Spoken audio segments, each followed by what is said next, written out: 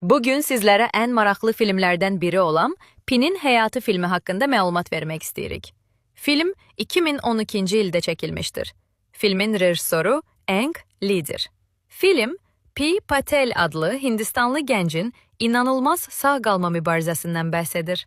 Pi, ailəsi ilə birlikdə Kanadaya köçərkən gəmi qəzaya uğrayır. Qəzanın ardından Pi, özünü Sakit Okeanda bir xilasedici qayıqda tapır. Qayıqda onunla birlikdə Bengal pələngi, zebra, meymun və qaftar da olur. Daha sonra qayıqda pələnglə ikisi qalır. Pi, aylarla okeanda pələnglə birlikdə yaşamağa məcbur qalır. Bu müddətdə həyatda qalmağı, qorxu ilə yaşamağı, inancın və ümidin gücünü öyrənir. Film 5 mükafat qazanır. Həm də bu filmdə Pi'nin roluna çəkilən Suraj Sharma'nın ilk filmi olmuşdur. Onu minlərlə namizədin arasından seçirlər və bu roldan sonra o çox məşhur olur.